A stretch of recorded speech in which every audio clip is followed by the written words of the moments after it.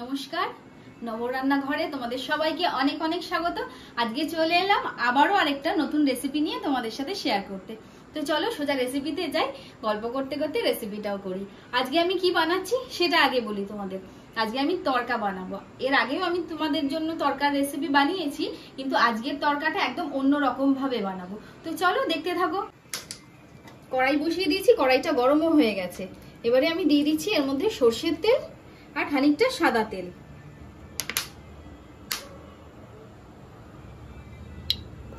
এবার আমি ফোড়নের জন্য নিয়েছি দুটো শুকনো লঙ্কা, দুটো এলাচ আর বেশ খানিকটা দারচিনি। এটুকুই আমার ফোড়নের জন্য যথেষ্ট। তেল গরম হয়ে গেছে, ফোড়নটা দিয়ে দিচ্ছি। এবারে পেঁয়াজ কুচিয়ে রেখেছি, পেঁয়াজগুলোকে দিয়ে দিচ্ছি।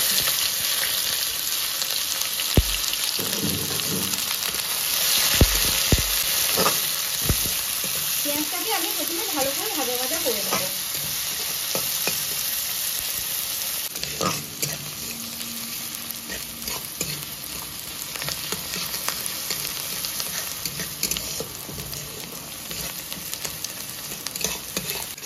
পেঁয়াজটা সামান্য ভাজা ভাজা করে নিয়ে দিয়ে দিচ্ছি গোটা রসুন। বেশ খানিকটা গোটা রসুন দিলাম।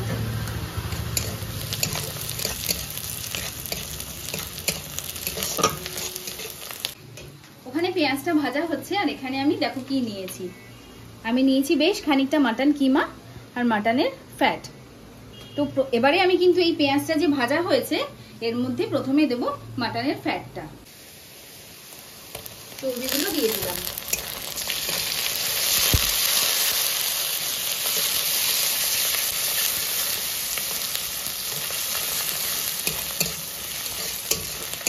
চর্বিটা সামান্য নেড়ে চেড়ে নিয়ে এবার কিন্তু কিমাটাও আমি দিয়ে দিলাম।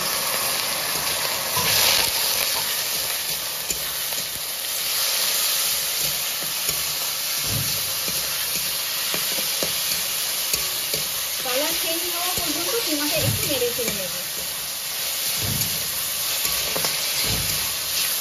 দেখো কিমার কালার কিন্তু চেঞ্জ হয়ে গেছে।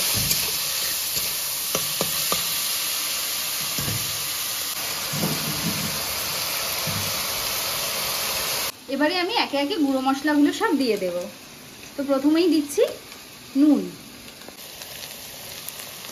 হলুদ গুঁড়ো, লঙ্কা গুঁড়ো, এটা কিন্তু ঝাল লঙ্কার গুঁড়ো। এবার দিচ্ছি কাশ্মীরি লঙ্কার গুঁড়ো। এবার দিচ্ছি জিরে গুঁড়ো। গুঁড়ো মশলা কিন্তু আমার দেওয়া হয়ে গেছে। এবারে ভালো করে পেঁয়াজের সাথে আগে মিশিয়ে নিই।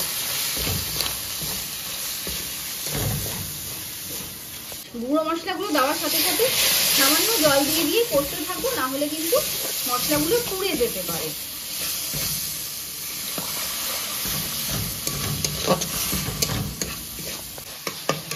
দেখো কষতে কষতে কালারটা কি সুন্দর এসছে। বাটা মশলা দেওয়ার আগে সবসময় চেষ্টা করবে আগে গুঁড়ো মশলাগুলো দিয়ে দিতে। বিশেষ করে যদি লঙ্কা গুঁড়ো বা কাশ্মীরি লঙ্কা তোমরা ইউজ করো সেইটা, তাহলে কিন্তু কালারটা আপনা আপনি এত ভালো চলে আসবে। তো চলো এবারে আমি দিয়ে দিচ্ছি বেটে রাখা আদা আর রসুন। এই যে আদা রসুন বাটা, এবারে আদা রসুন বাটাটা আমি দেব। এবারে মশলাগুলোকে কিন্তু ভালো মতন করে কষবো। মিনিট দুয়েক আমি কষবো। মশলা তো ভালো মতন কষা হয়ে গেল, সবই হয়ে গেল, অথচ তড়কা বানাচ্ছি। মেন উপকরণ কোথায়? তো চলো দেখাই কোথায়।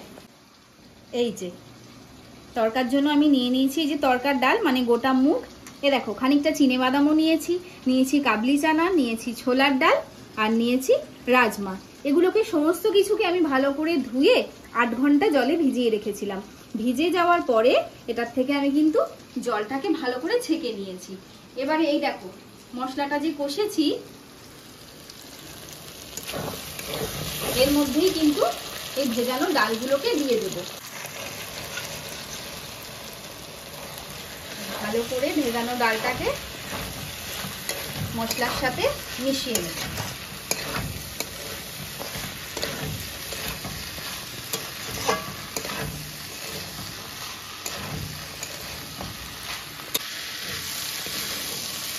এবারে কিন্তু অল্প অল্প জল দিয়ে দিয়ে আমি ডালটাকে কষাতে থাকবো।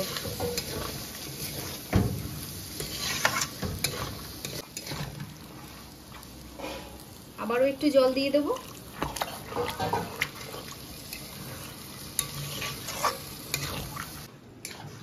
নর্মালি আমরা তরকা কিরকম করে থাকি, তরকার ডালটা আগে সেদ্ধ করে নিয়ে মশলা কষিয়ে করি তো, কিন্তু এইভাবে একবার করে দেখো, বলছি খুব ভালো হবে। খুব আমি কিন্তু সবসময় চেষ্টা করব যে এরকম রেসিপি দেখাতে যেটার পেছনে তোমাদের খাটনিটা কম হবে অথচ রান্নাটা ততটাই টেস্টি হবে, সেই জন্যই এইভাবেই আমি তোমাদের দেখালাম। এই যে মশলাটা কষলে তার সাথে ডালটাও কষলে, এবারে আমি প্রেসারে কিন্তু এটাকে সিটিতে চাপাবো। একবারে দমে মাটন কিমার সাথে, চর্বির সাথে, ডালের সাথে মশলার যে স্বাদগুলো একসাথে মিশবে আর প্রেসারে যে দমে হবে, এটার একটা স্বাদ আলাদাই হবে। আমার কষানো কিন্তু কমপ্লিট। এবারে তো এটাকে সিটিতে বসাবো, তাই জন্য জলটা দিয়ে দিচ্ছি আগে।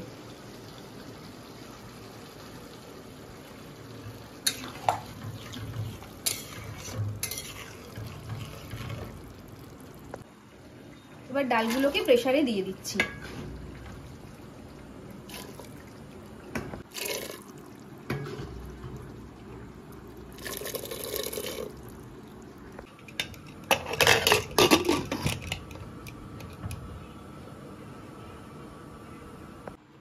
এবার প্রেসারটা খুলে নিই।